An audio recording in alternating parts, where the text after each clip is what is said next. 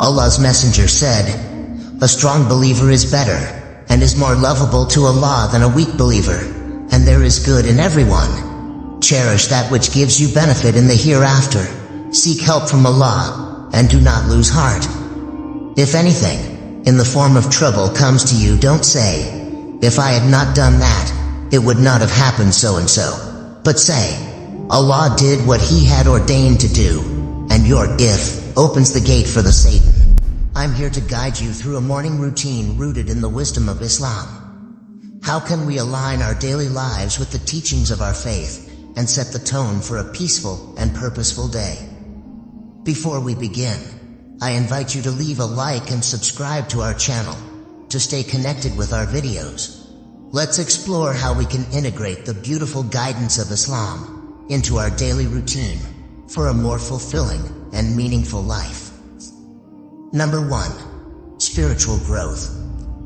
You might think that talking about spiritual growth is a bit strange or not that important, but it's actually a really big deal.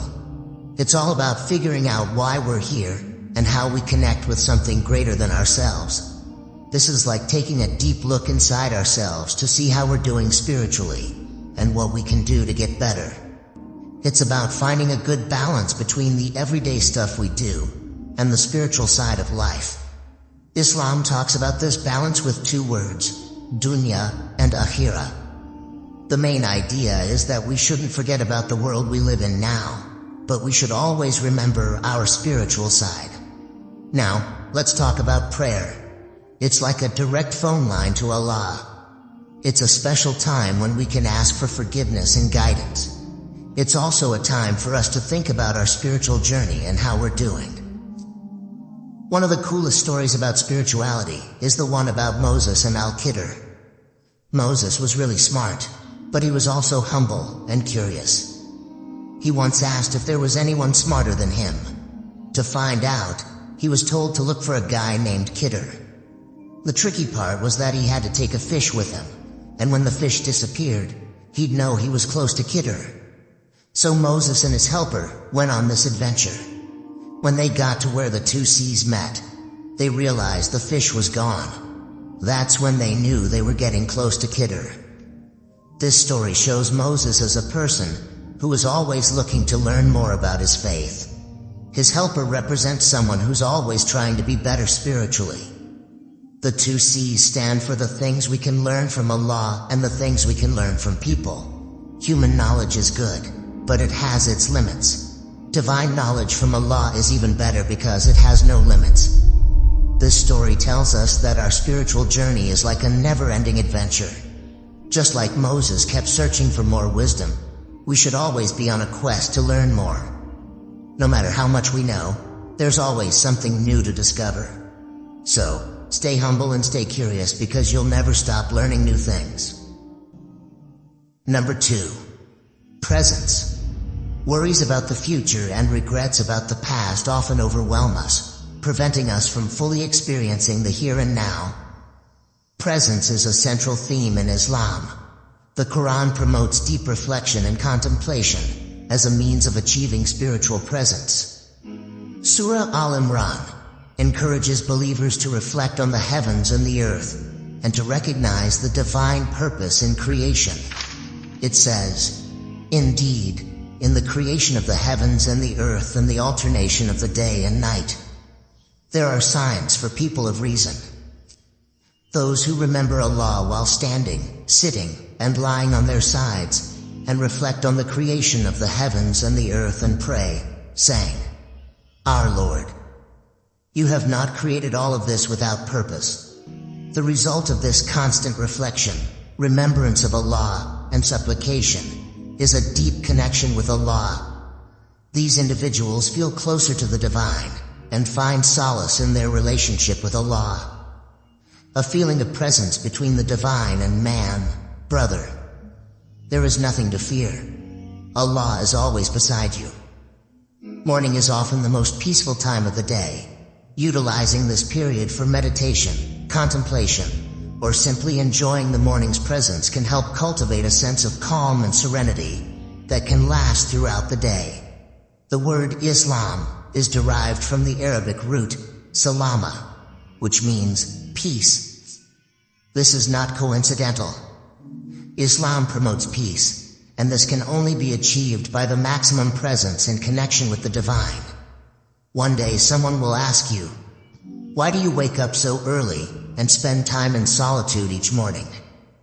And you will respond with a smile, "I do it to feel the presence of Allah in the tranquility of the morning. It is during these moments of solitude and prayer that I find presence and connection with my Creator." Number 3. Journaling, a powerful form of self-reflection. This process helps center one's focus on daily life, develop gratitude for received blessings, achieving dreams and ambitions. Journal writing is like a translator for mental impulses. The moment you transcribe what is in your mind, strive to get the deeper thoughts out and analyze them. The Quran, in Surah Al-Alaq. Read, "In the name of your Lord who created. He created man from a clinging substance." Read, "And your Lord is the most generous, who taught by the pen, taught man that which he knew not." Each morning, write down the goals you wish to achieve during the day. These verses highlight the value of learning and the process of gaining knowledge. In the context of journaling, they can be interpreted as an encouragement to write and constantly learn. Take a moment to reflect on how these goals align with your spiritual values. Journaling isn't a new concept in Islamic tradition. Scholars and seekers of knowledge have maintained detailed diaries and journals throughout history, documenting their spiritual journeys, insights, and experiences. These writings have provided valuable resources for understanding Islamic philosophy, spirituality, and personal development. It might sound surprising at first, but the act of writing down your aspirations in your journal is a powerful tool for transforming your spiritual identity and helping you work towards your goals. This process goes beyond just wishful thinking. It's about actively engaging with your desires, values, and faith to become the person you aspire to be. Writing is a transformative process. It takes what's intangible, like thoughts and emotions, and makes them tangible through words. When you put pen to paper, you're not merely jotting down ideas. You're setting an intention, making a commitment to yourself, and taking the first steps towards realizing your dreams. In the context of spirituality, this act of writing becomes a bridge between your inner self and the divine. It allows you to express your deepest desires, align them with your faith and values, and create a blueprint for spiritual growth. Here is why. Writing down your aspirations forces you to clarify what you truly want. It's not enough to have vague, fleeting desires. You need to define your goals with precision. When you write your aspirations in your journal, you're committing yourself in Allah. As you write and work towards your aspirations, you undergo a gradual spiritual transformation. You evolve into a person who is capable of achieving those goals. Physical transformation is not on the same level as spiritual transformation. After all, the soul will live forever. Number 4. Embrace discomfort. In our contemporary world, where comfort is often seen as a measure of success, the concept of embracing discomfort may appear unconventional.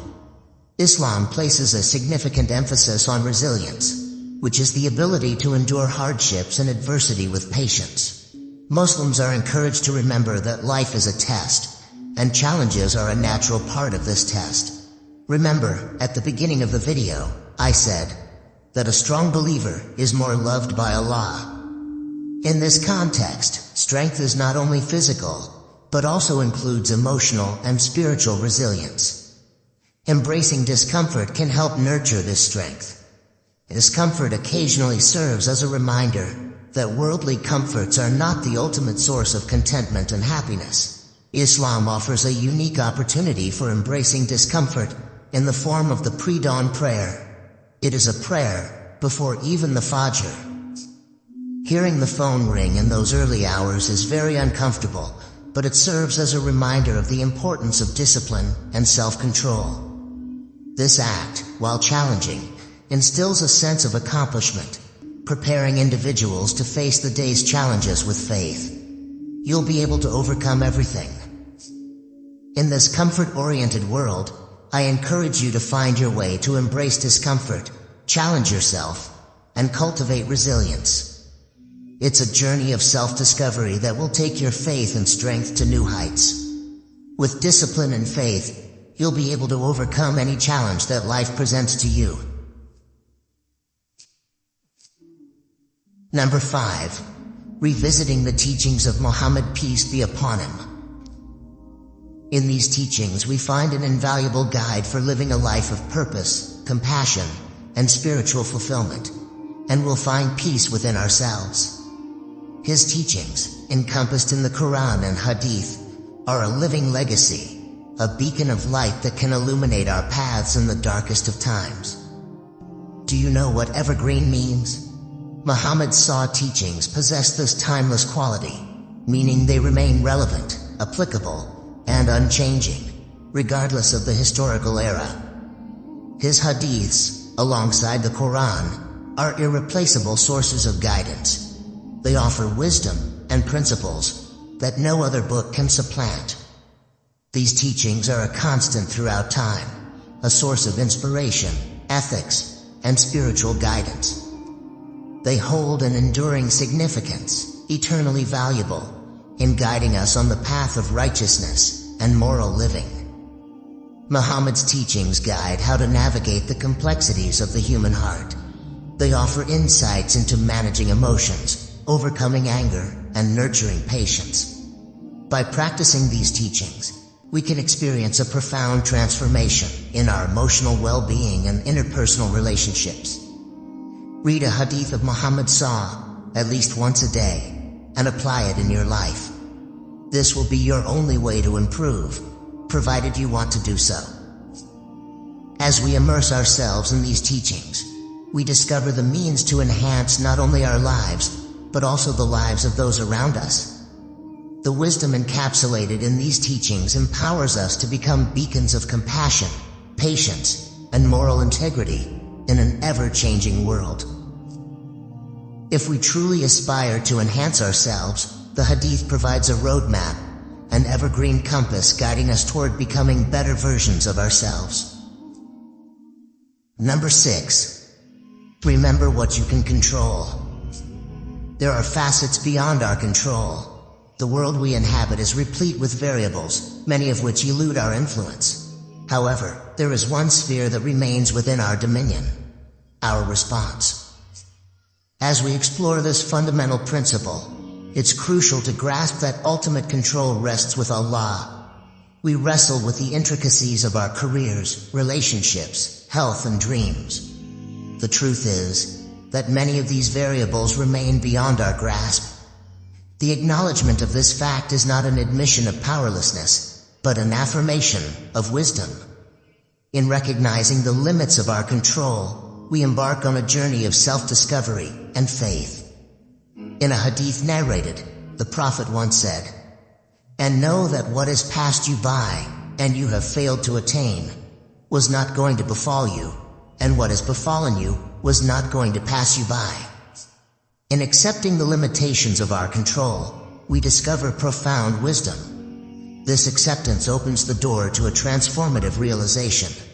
While we may not govern external events, we have the power to regulate our internal reactions. Our thoughts, emotions, and choices remain within our sphere of influence. At times you may ponder whether the concept of Allah having already prescribed our destiny negates the notion of free will. It might lead you to question the purpose of your actions when, according to this line of thinking, everything seems preordained. However, it is essential to recognize that Allah has bestowed upon us an incredible degree of free will, granting us the ability to make our own choices and decisions. Our free will is a divine gift, a reflection of Allah's wisdom and mercy. It signifies that while Allah possesses perfect knowledge of our choices and their outcomes, He allows us the autonomy to act according to our own will. In essence, our decisions are uniquely our own,